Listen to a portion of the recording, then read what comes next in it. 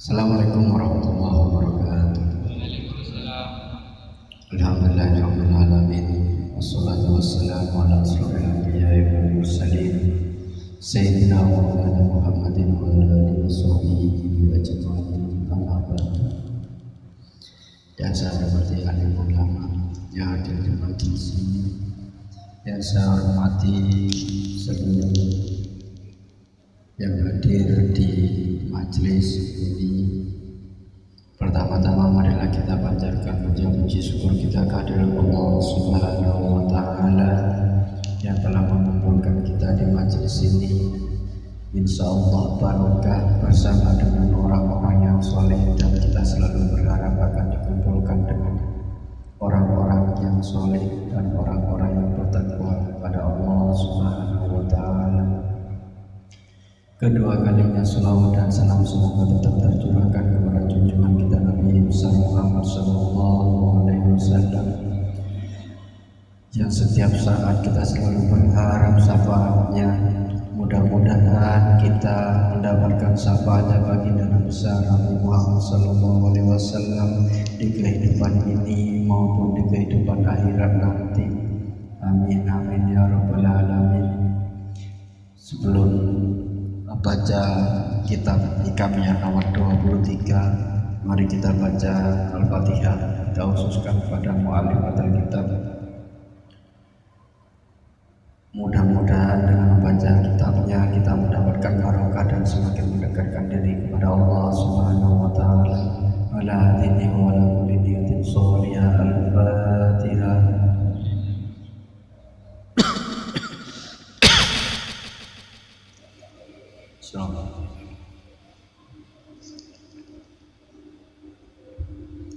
Alhamdulillah, kita sudah masuk di kitab hikam nomor 23, hikmah yang nomor 23. Qala al-musannif rahimahullah ta'ala wa nafa'na bihi wa bi ulumihi wa maddana bi madadihi wa asrarihi fid darin amin. Qala al-muallif, berkata siapa pengarang kitab Imam Ibnu Athaillah As-Sakandari, la tataraqqab farawal aghyari fa inna dzalika yaqta'uka an wujudil muraqabati lahu fi ma huwa muqimuka fihi. Nomor 23 ini Imam Ibnu Athaillah As-Sakandari ingin mengatakan kepada kita, setiap manusia itu pasti disibukkan dengan persoalan-persoalan duniawi. Selama kita masih hidup di dunia, kita masih bersinggungan dengan persoalan-persoalan duniawi. Baik itu persoalan keinginan, hubus syahwat di dalam surat Al-Imran itu ayat 14 itu. Hubus syahwat, persoalan-persoalan keinginan, syahwat kita kepada manusia, kasih sayang kita kepada manusia, itu mesti terlintas dalam diri kita. Begitu juga dengan kita yang mengasihi anak, istri, mengasihi orang lain, itu adalah bagian dari persoalan-persoalan duniawi. Harta, jabatan, pasti kita berpikir tentang itu.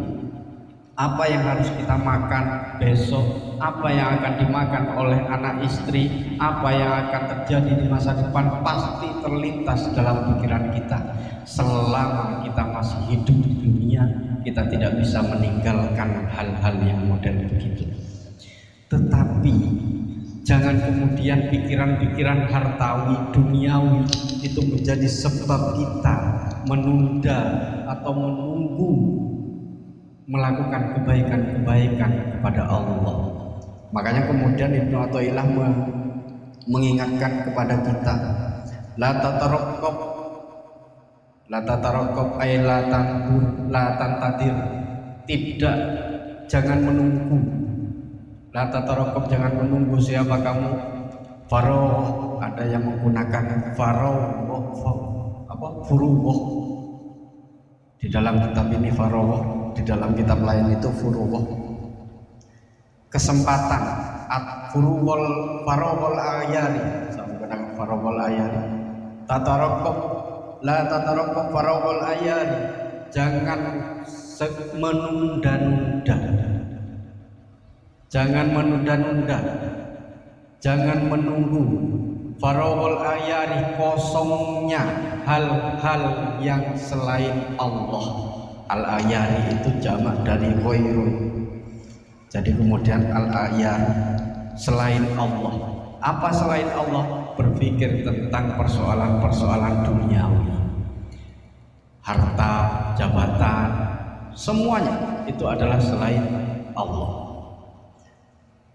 Fa inna dalika, maka sesungguhnya itu dalika tataraqab faraqul ayari itu yang ta'ukah an wujudil muraqabah. Kalau sampai menunggu kosongnya waktu dari persoalan-persoalan duniawi untuk melakukan kebaikan, itu tidak akan mungkin ada. Sehingga kemudian orang yang menunggu yang model seperti itu yang ta'ukah akan memotong, terputus an wujudil muraqabah, akan adanya muraqabah dalam dirinya, lahu baginya fima, di dalam sesuatu buah dalam mamkimuka yang Allah menetapkan, memposisikan dirimu fihi, di dalam ma itu. Jadi kalau kita melakukan, memiliki sesuatu, bekerja, sudah ditakdirkan oleh Allah kita memiliki keluarga, bekerja yang tidak bermaksiat kepada Allah, maka jangan menunggu melakukan kebaikan. Banyak orang yang ingin sedekah tapi nunggu ya. Jangan. Karena ketika Anda menunggu kaya, itu pasti nanti ketika kaya tidak mungkin dia bersedekah. Tidak mungkin dia bersedekah. Saya akan bertobat kepada Allah nanti ketika sudah tua. Belum tentu ketika dia tua kemudian dia bertobat. Kenapa? Karena persoalan-persoalan duniawi itu tidak akan pernah berhenti mengganggu diri kita selama kita masih hidup di alam dunia ini. Akhirnya kemudian diingatkan, sesibuk apapun Anda, jangan kemudian duniawi itu menjadi hambatan, menjadi penghalang bagi kita untuk melakukan kebaikan. Jangan sampai kemudian pekerjaan kita, jabatan kita, kesibukan kita menjadi alasan kita menunggu kita melakukan kebaikan-kebaikan kepada Allah. Itu yang kemudian dimaksud di dalam kitab Hikam Sarahnya Sarnubi. Di dalam kitab yang lain kemudian idza aqamaka subhanahu wa ta'ala fisuli dunyawiyin fajahid qalbaka bil muraqabah. Idza aqamaka, ketika atau jika aqamaka Allah mengposisikan kepekah kepadamu subhanahu wa ta'ala fisuli dunyawiyin, di dalam kesibukan duniawi. Karena kita hidup itu pasti kerja. Untuk makan harus kerja, harus itu. Tapi ketika kemudian kita bekerja, kita sibuk dengan alam-alam duniawi, apa yang harus kita lakukan? Fajahid qalbaka bil muraqabah. Fajahid, maka bersungguh-sungguhlah kamu hatimu bil muraqabah, dengan muraqabah. Ini nyambung dengan pengajian yang tadi pagi. Jadi muraqabah, bagaimana kemudian muraqabah itu selalu diawasi oleh Allah, merasa selalu diawasi oleh Allah, itu muraqabah. Kalau kemudian kita menghindar dari pandangan manusia itu masih bisa, tapi menghindar dari pandangan Allah tidak akan pernah bisa. Makanya kalau tadi disebutkan di dalam risalah Fisyah, orang yang memiliki karakter muraqabah dalam dirinya, maka dia pasti terbebas dari persoalan-persoalan dosa dalam diri. Orang yang memiliki karakter muraqabah selalu merasa diawasi oleh Allah, dia tidak akan pernah melakukan dosa karena dia malu kepada Allah melakukan dosa. Mungkin kita merasa malu kepada manusia ketika ketemu, tapi ketika kemudian Allah menghindar dari Allah, apakah bisa? Maling ingin mencuri sesuatu, mesti yang dilihat adalah kondisi lingkungan, sepi atau tidak, saya ketahuan atau tidak. Siapa yang mengetahui? Manusia. Kenapa terjadi kemudian pencurian? Kenapa terjadi korupsi? Kenapa terjadi hal-hal kejahatan itu? Karena tidak memiliki karakter muraqabah, tidak merasa diawasi. Tapi kalau setiap hari, setiap saat kita selalu berpikir dan mengatakan bahwa kita selalu diawasi oleh Allah, maka kita tidak akan pernah terhindar dari pengawasan-pengawasan Allah itu. Bil muraqabati la'alla ta'fula anhu, agar kemudian Anda tidak lupa kepada Allah itu. Jadi muraqabah itu membimbing diri kita. Fala tantadir, maka jangan menunggu atau menunda-nunda. Faragh, kepada waktu luang. Su'luka, kesibukanmu. Mintil kal ayari, dari perkara-perkara selain Allah. Banyak peluang-peluang kita melakukan kebaikan, tapi sering kita tunggu, menunda, sering kita tunda. Peluang-peluang melakukan kebaikan kita itu sangat banyak di dalam satu hari satu malam itu, tapi kita selalu menunda bahwa kita akan melakukan besok. Kita ingin nyantuni anak yatim, kita punya uang sedikit, kita ingin menyantuni orang, kita tunda besok kita akan menyantuni. Itu tidak, bagi Ibnu Athaillah, dia adalah orang yang tidak memiliki muraqabah kepada Allah. Jadi kalau kita ingin bantu, ya sudah bantu. Kalau ingin melakukan kebaikan, sudah lakukan kebaikan itu. Untuk siapa? Untuk Allah. Karena lil muraqabah itu. Mintil kal ayari fa yakutu wujudul muraqabah mintil kal hal allati akmaka subhanahu fiha. Jadi kalau kondisi hari ini kita seumpama sehat, kita ingin kemana? Beribadah ke masjid. Kita sehat, beribadah ke masjid, tapi enggak ke masjid.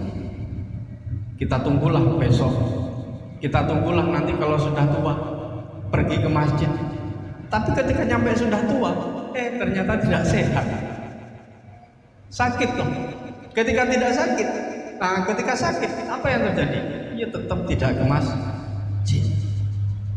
Itu yang kemudian oleh Ibnu Athaillah, hindari kita menunda-nunda kebaikan itu. Jangan sampai kemudian kesibukan itu mengalahkan keinginan kita untuk berbuat baik. Kalau kemarin kita membahas posisi kita, posisi hari ini dalam jabatan kita, dalam pekerjaan kita, dalam keluarga kita, apakah itu adalah posisi yang ditempatkan Allah kepada kita atau bukan? Maka ada tandanya. Apakah pekerjaan kita itu diridhoi oleh Allah atau tidak? Itu ada tandanya. Apa tandanya? Kalau di Hikam yang nomor 22 kemarin, tanda orang diridhoi, posisinya diridhoi, jabatannya diridhoi, hartanya diridhoi oleh Allah selama kesibukannya, jabatannya, dagangnya, berusahanya itu kemudian tidak melanggar kepada aturan-aturan Allah. Kaya boleh, harus, tapi kalau kemudian kaya itu menyeret Anda ke lembah kenistaan, maka itu adalah posisi yang tidak diridhoi oleh Allah. Apa maneh gak duwe masih ingkar kepada Allah, berarti tidak punyanya itu tidak diridhoi oleh Allah. Maka memohonlah kalau di dalam hikmah yang nomor 22 itu al-muraqabah. Apa muraqabah itu? Istisqa'il abdi nadarallahu ilaika fi harakihi.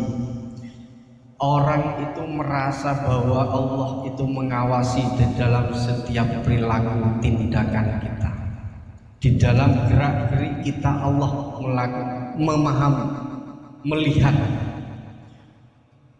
Wasakinatihi, dan diamnya kita. Diam kita itu Allah tahu, bergeraknya kita itu Allah tahu. Wasairil a'mali dhahiran wa batinan, dan juga memahami kepada perbuatan-perbuatan dohir dan juga perbuatan-perbuatan batin kita.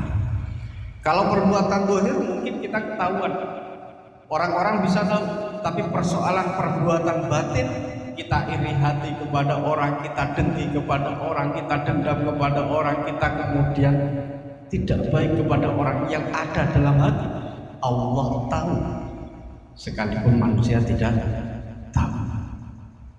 Nah, itu yang disebut dengan muraqabah.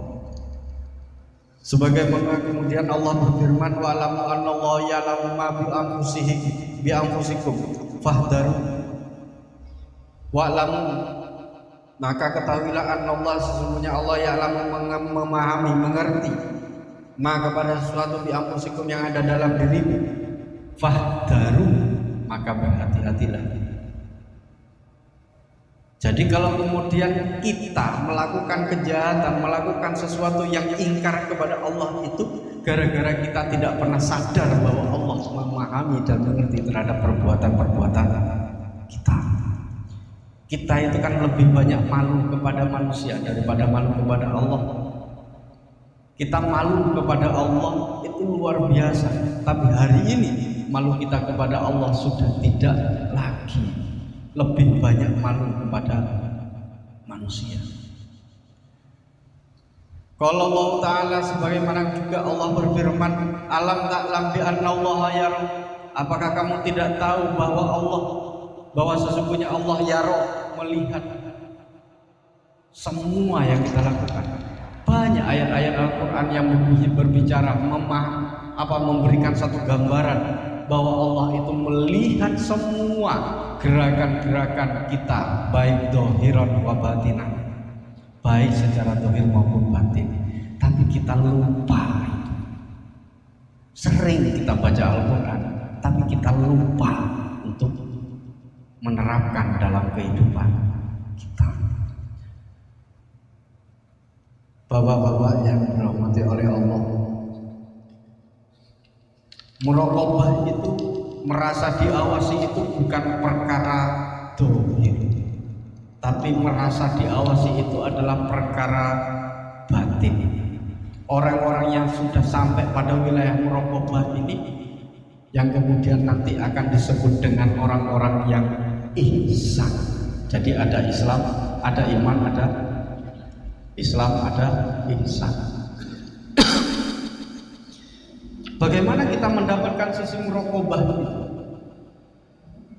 Bagaimana kita mendapatkan muraqabah, karakter diri kita yang selalu merasa diawasi oleh Allah? Maka yang pertama, minha al-ilmu billahi ta'ala. Sebagian dari jalan mendapatkan muraqabah adalah memiliki ilmu tentang Allah. Bagaimana memiliki ilmu tentang Allah? Fi asma'ihi wa sifatihi. Jadi harus tahu asma Allah itu ada berapa, hafal atau tidak. Bukan hanya sekedar hafal, tapi bagaimana kemudian kita mengimplementasikan asma Allah dan sifat Allah dalam kehidupan kita.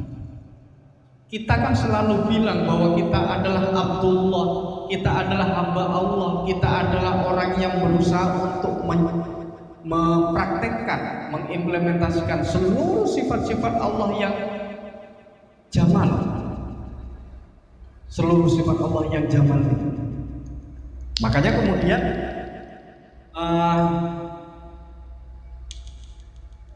sifat Allah yang jamal itu seperti Ar-Rahman, Ar-Rahim, kasih sayang kita kepada kasih sayang Allah kepada manusia, kepada makhluknya, itu yang harus ada dalam diri kita. Makanya ketika sampai mendengar riwayat Isra Mi'raj itu, pertemuan Nabi Muhammad dengan Allah, itu bukan dengan jalannya, tapi dengan jamalnya. Nah, itu yang kemudian harus paham. Nah, kalau belum paham kepada sifat Allah dan asma-Nya, ya itu yang harus dipelajari Pak Ranti. Harus diajari semua. Yang kedua adalah kasratul adhkari ma'al hudur, memperbanyak zikir. Seperti tadi, kasratul adhkar, memperbanyak zikir ma'al huduril qalbi, dengan menghadirkan hati kita. Menghadirkan hati kita. Jadi zikir itu bukan hanya sekedar la ilaha illallah, la ilaha illallah, bukan. Tapi kita harus menghadirkan hati kita. Kalau tadi zikir la ilaha illallah, kalimat-kalimat thayyibah itu tadi, kenapa harus dimatikan? Kenapa banyak orang yang mematikan lampunya? Itu hanya sekedar mengingatkan kepada diri kita bahwa kita di alam kubur nanti kita sendirian dan dalam kondisi yang gelap gulita. Mau berteriak dengan siapa? Mau berzikir bagaimana? Kalau kita tidak pernah terbiasa dan membiasakan diri berzikir dengan kalimat thayyibah di alam dunia ini. Itu yang kemudian hudurul qalbi, menghadirkan hati. Wa min ahsaniha ma lazamahu Sahal Abdullah At-Tustari, salah satu yang terbaik zikir yang baik, zikir yang baik. Salah satu zikir yang baik yang selalu dibaca oleh Sahal Abdullah itu gini zikirnya. Jadi setiap dia mau masuk ke masjid, zikirnya ini. Dia mau kerja, zikirnya ini. Dia mau melakukan apapun, zikirnya ini. Apa zikirnya? Allahumma Allahu nadirun ilayya, Allahu sahidi. Itu yang di zikirnya Sahal bin Abdullah. Kenapa itu kemudian dibaca oleh Sahal bin Abdullah? Saat kita pergi kerja, masuk kantor, maka yang disebut oleh zikir yang dibaca oleh Sahal itu Allahumma, Allah bersamaku. Allah bersamaku. Ketika saya bekerja seperti ini, Allah bersamaku. Allahu nadirun ilayya, Allah melihat kepadaku. Semua perbuatan-perbuatan saya di kantor, perbuatan-perbuatan saya dalam praktek jual beli pun, itu Allah melihat. Allah sahidi, dan Allah menyaksikan apa yang kita lakukan.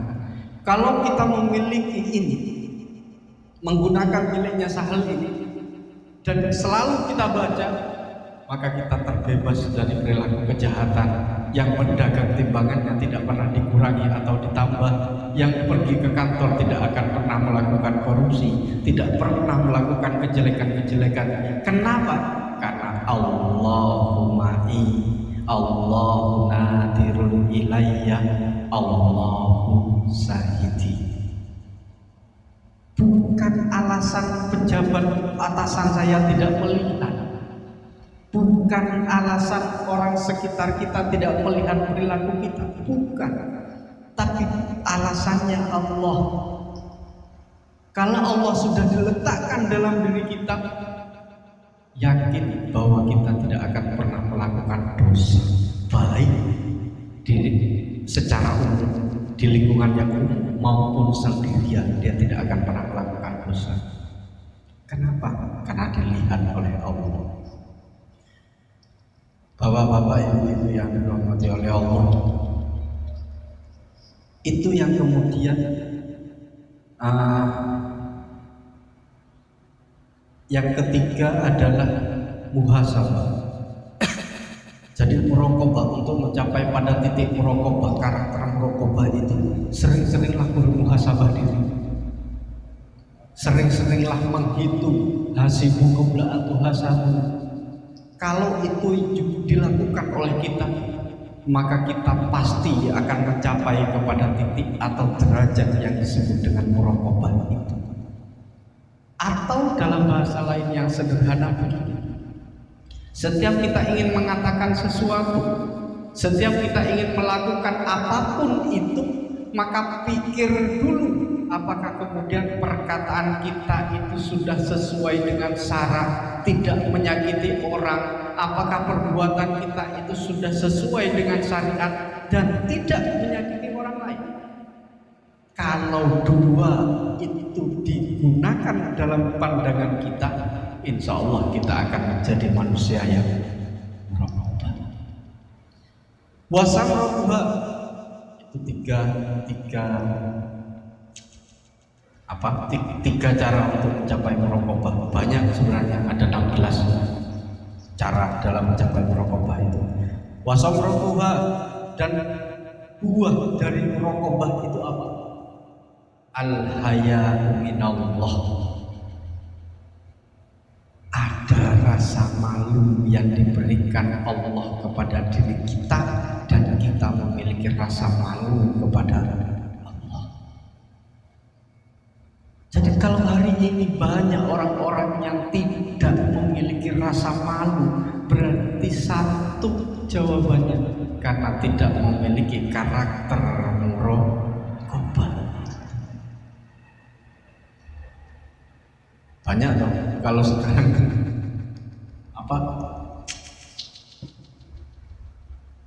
banyak orang yang tidak malu di dalam melakukan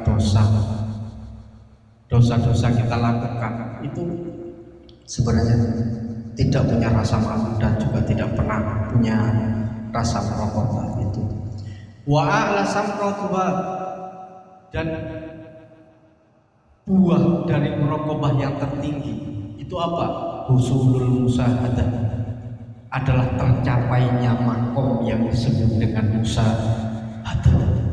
Jadi ada muraqabah, ada musahadah.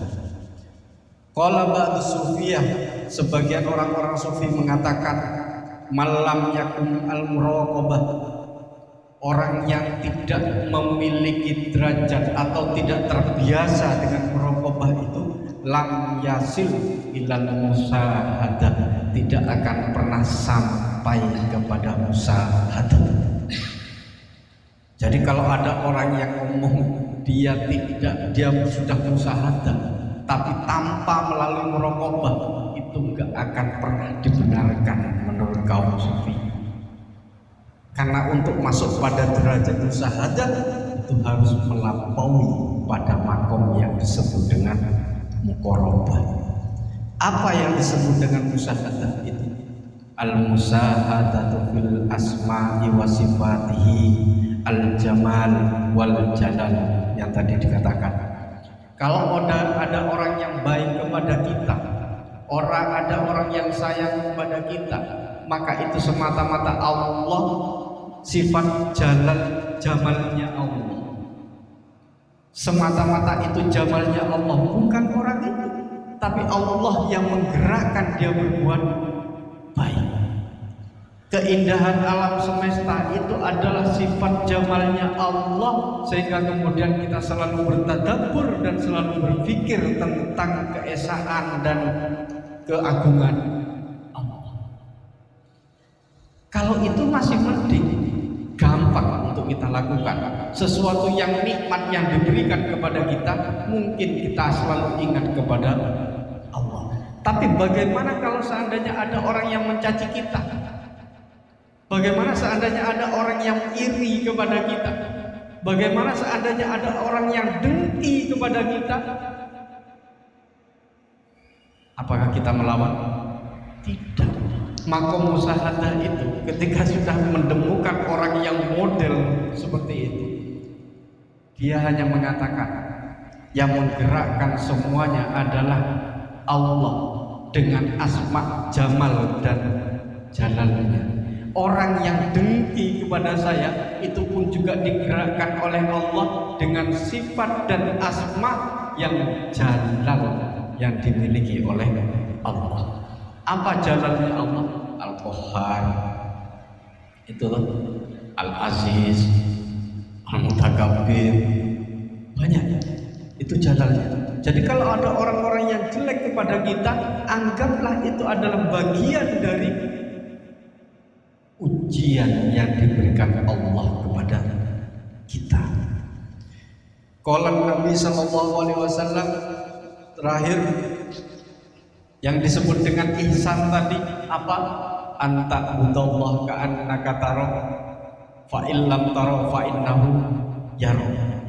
Itu kalau kita hanya sekedar membaca anta budallah ka'annaka tara, beribadahlah kamu kepada Allah ka'annaka tara, seakan-akan kamu melihat Allah. Fa illam tara, maka jika kemudian Anda tidak melihat Allah, fa innahu, maka yakinlah bahwa Allah yara, melihat dirimu. Ini kalau di dalam hikmah yang 23 ini, anta budallah ka'annaka tara itu adalah makom yang disebut dengan musyahadah, menyaksikan, meyakini. Anta budallah ka'annaka tara, melihat Allah, musyahadah, melihat jamalnya Allah, melihat jalalnya Allah. Jangan dipikirkan kita akan melihat zat Allah, tapi melihat jamalnya Allah, melihat jalannya Allah. Itu yang harus kita lakukan. Kalau kita tidak pernah mampu,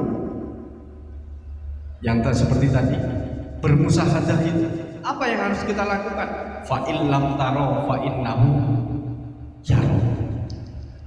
Kalau kemudian kita tidak mampu di alam musyahadah, maka turunlah kamu. Jangan menggunakan alam musyahadah, tapi gunakanlah alam muraqabah. Bagaimana alam muraqabah? Alam muraqabah itu selalu merasa selalu diawasi oleh Allah.